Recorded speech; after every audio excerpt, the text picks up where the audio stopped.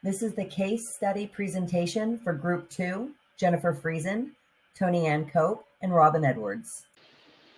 Hi, my name is Tony Ann Cope, and I will be presenting the objectives of the Mrs. Little case study assignment. At the end of this presentation, the reader should be able to 1. Identify the health issues of the patient in the case study, 2. Discuss screenings that could help identify the patient's health issues, 3. Discuss educational content that should be provided to the patient based on the health issues identified, 4. Identify mobile applications that could be incorporated into the patient's plan of care. 5. Discuss nutrition counseling for health promotion relevant to the patient's health issues.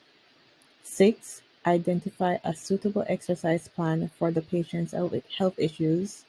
7. Identify stress management plan for the patient's health issues. And 8.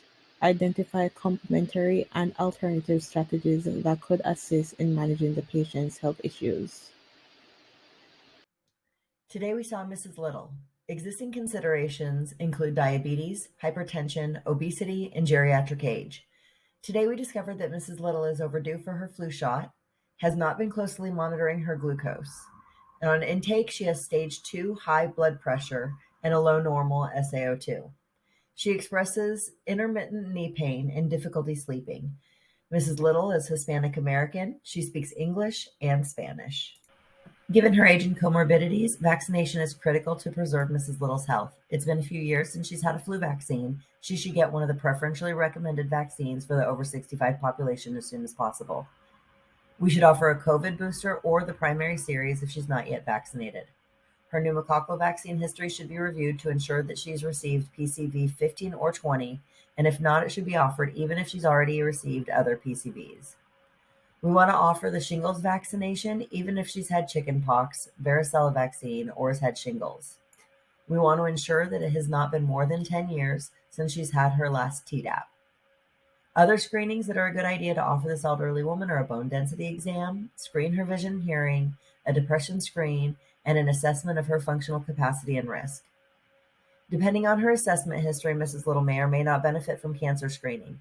In general, if she's had unremarkable previous screens, she will not need to continue these. Based on her self-reported diet, we want to see her current diabetes status with a new A1C. We will also want to run a CRP and ESR and get a bilateral hand x-ray. This will help us with the differential diagnosis of OA versus RA, and a CRP and ESR will help us see if there's any reason not to prescribe certain medications to control pain and inflammation. I'm concerned about the recent weight gain and want to investigate potential heart failure with an echocardiogram. Also, we want optometry to investigate that blurry vision and confirm or rule out diabetic retinopathy.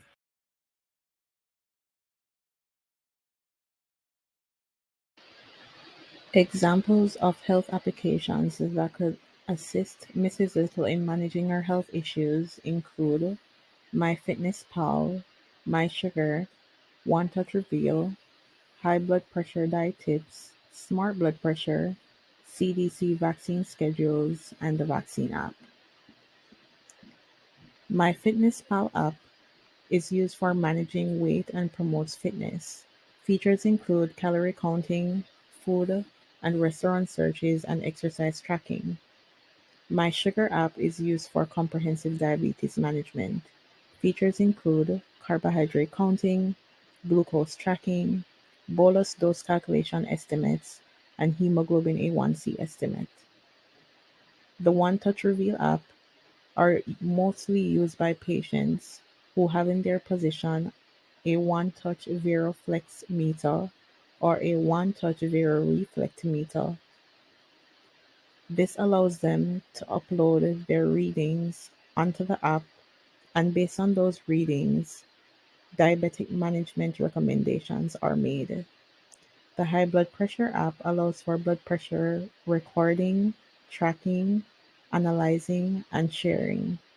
The Smart Blood Pressure app provides information about hypertension and tips on its management, including dietary recommendations.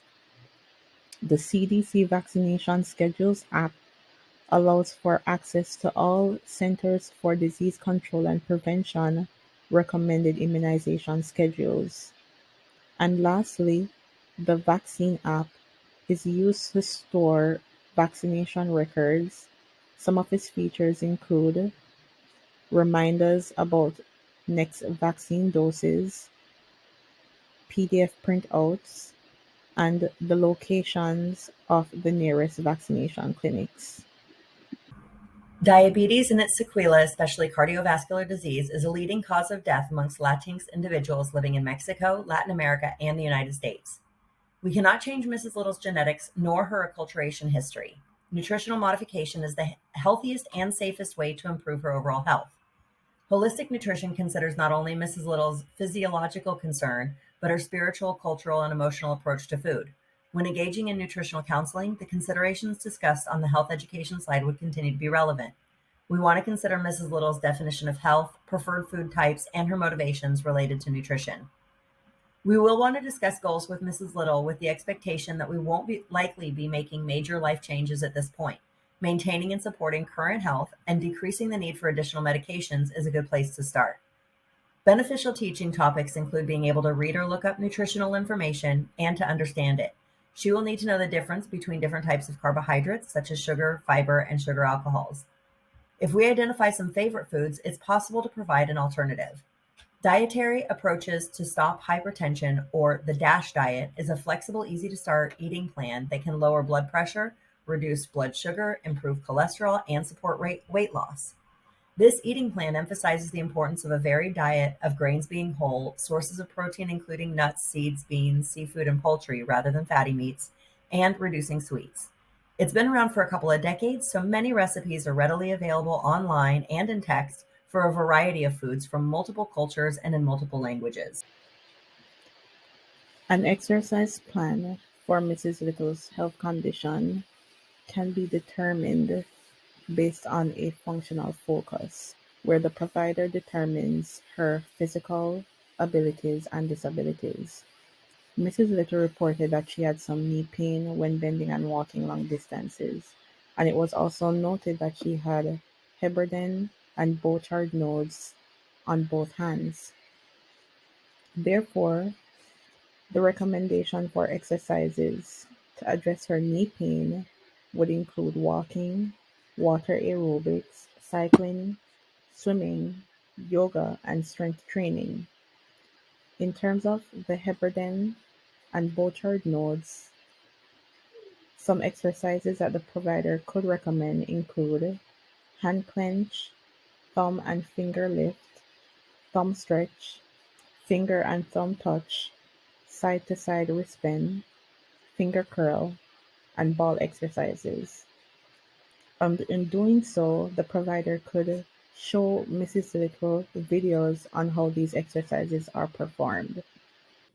Mrs. Little is at high risk for complications related to her health conditions if faced with stress. Therefore, as the healthcare provider, one would want to inform her of some of the techniques that she could use to manage or prevent stress. These include positive self talk, utilizing emergency stress stopper techniques, and engagement in stress relieving activities.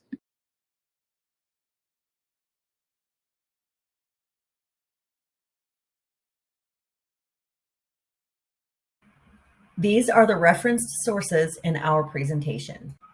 Thank you for your time.